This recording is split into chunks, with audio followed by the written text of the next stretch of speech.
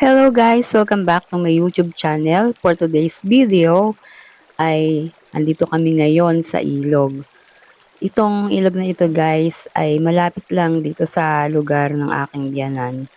So dahil mahal ang pumunta sa mga resort, mga beach, mga swimming pool, dito na lang kami pumunta sa ilog. So kailangan lang naman talaga is magpalamig at makaramdam ng lamig sa katawan dahil sa sobrang init ngayon dahil ngayon ay summer na.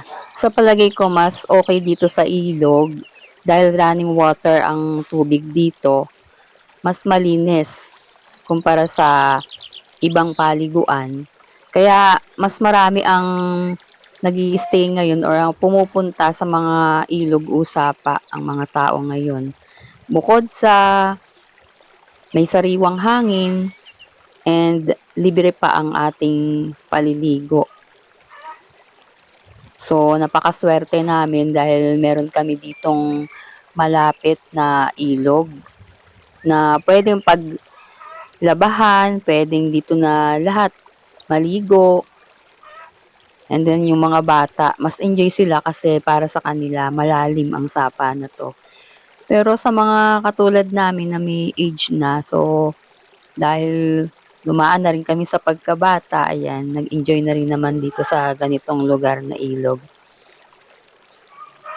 Masarap talagang tumambay sa ganitong guys, yung ganitong malapit sa ilog dahil dito ka makakaramdam ng calmness or yung pakiramdam na ikaw ay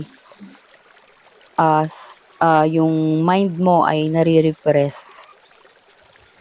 Dala ng maraming trabaho, dala ng maraming isipin. So, pag nandito ka sa lugar na ganito, talagang medyo marirefresh ang iyong mind.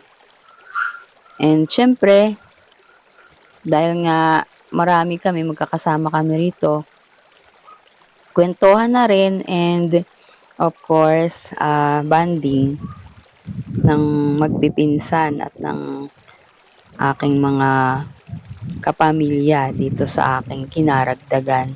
Kung hindi pa sana ako nakakaligo bago ako pumunta dito, baka nagtampisaw na rin ako dito sa ilog.